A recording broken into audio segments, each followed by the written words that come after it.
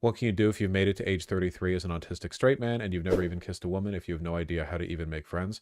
It's a hard question, and it's a difficult one to answer too, but the God's honest truth is that making friends is difficult for everyone at all points of their life from cradle to grave, okay? How much of this is you not trying? I'm not going to lie, okay? Like maybe it sounds cruel or whatever, and you know, I'm not doing the like blame me or whatever. I'm not saying like, oh, you're ugly.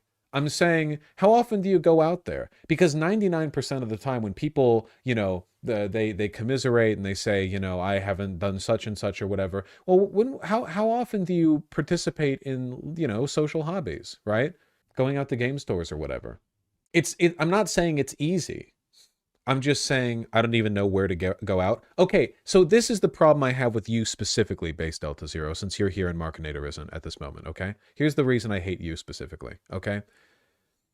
If life is a series of problems, break them down and solve them as best as you can, okay? I don't know where to go out. Find where to go out.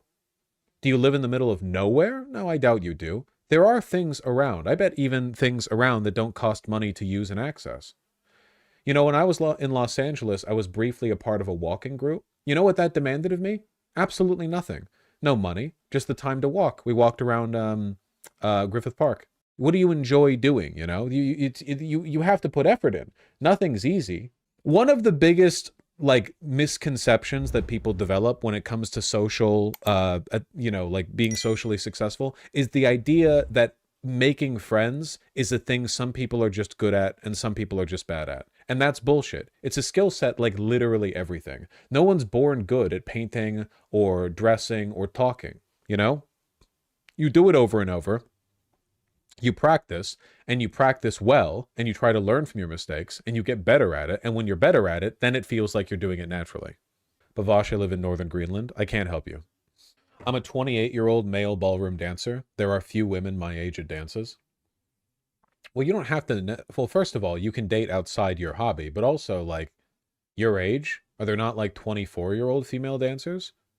Just don't go to TikTok with your, you know, my girlfriend was born 3 months before me. Is this a problematic age gap bit? But, like, if you it's like 28's old in, like, a company dance group, yeah. But if you... There's, like, no, like, women who are, you know, right next to you in age, I guess? Like, 25, 26, 24 is pretty fine. I run into this problem as a 26-year-old with no friends. I keep going to places and talking to people, but they think I'm weird for talking to them. I'll keep trying. It's good to keep trying. But like what places and what people? Sometimes it is weird to just go up and talk to people. There's a very complicated, you know, set of expectations that aren't necessarily intuitive. Yeah, what are you talking to them about? If people come up to me and talk to me, I don't really engage with them in public. I've got my own shit going on. Usually pretty busy.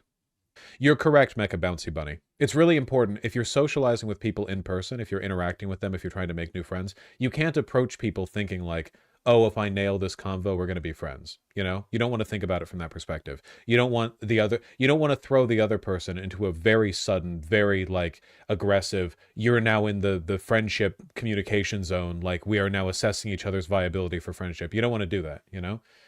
A lot of this is like really, really, conditional to how people live their lives and like how charismatic they are or whatever, because I speak publicly for a living, so I can usually reasonably assume that if I'm talking to like a cashier or a person at a game store or something, I'm not like innately off-putting by way of not being able to read the social cues, which is something I used to be a lot worse at. But if and I don't want to make friends with these people, because when I go out, I'm going out with friends. I'm usually with my friends. But if I wanted to talk to people, you know, and like become friends with them, usually, like, you go to a game store, you do such and such. I mean, leaving aside, like, game night or something obvious like that where you get to interact with people. Usually, you know, meeting people, it's as simple as you go to the environment, you identify a shared interest, you talk about it, you gauge their interest in the conversation, and if there's an inroad through that interest to spend more time with them in the future, you can do that.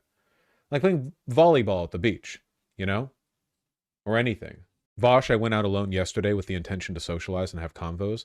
And while I had some weird, not great interactions, I also met a really cool chick and we hung out / swap numbers. Nice!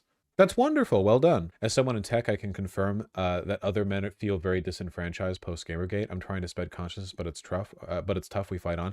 Yeah, I do think that this is like the male disenfranchisement feeling is real. It's just not reflective of like an underlying material deprivation. That's a consistent position. You can have a group of people who are in a fucked situation due to like cultural forces and alienation caused by such and such, but a lot of it is kind of like filtered through a specific worldview that isn't necessarily derived from like literally how well are they doing in life, you know? And that's not the same as saying skill issue. It's just it has to be addressed in a different way, but it does have to be addressed. Vaush, you have no idea about the incel black pill revolution that is soon to come. Men are sick of getting stepped on and ignored by women. I know lots of men who like being stepped on by women. Stepped on? I can't tell if it's a joke post. I don't know, to be honest. Maybe ignored by women, but like I'm not gonna lie, if your response to women ignoring you is to threaten to rape them, they were right to have ignored you. Like I'm sorry, like I guess it's just I think that's a skill issue. That's a skill issue. Come on. I'm sympathetic to men being lonely, but if your response to that is this, I'm an Uber driver and have seen lots of people. Almost every man who has asked me out on the job when I rejected them got upset like they assume they're entitled to it, but don't know I'm just a lesbian. Look, I will never be one of those guys who pretends that there isn't a serious fucking problem with men. Okay, it's not like, oh soy, I wish I wasn't a man. Oh, men don't know the blah, blah, blah. It's a dude. Literally, go on Grindr as a man. You'll see men interacting that way. Okay, a lot of men are just really fucking terrible. Like they're really presumptuous, and creepy and weird and entitled. Like there's just no. A lot of this is because they're lonely, but most of it, I think, is just because they have been taught their entire lives that their worth as a man comes down to how well they can just get women to listen to them, you know?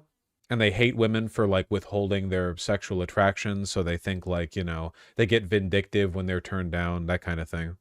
I've been saying we need men to return to being protectors instead of predators for a long time.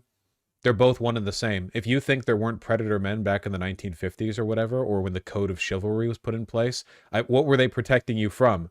The problem was worse back then. No, because the protection dynamic, it presumes all of the underlying issues that lead to this. Men in crisis for some of the same reasons. Men are in crisis. I'm misspeaking a lot today. Men are in crisis for some of the same reasons that women are. We live in a highly atomized / alienated circumstance, plus men are socialized to be less social, plus historical entitlement ignorance.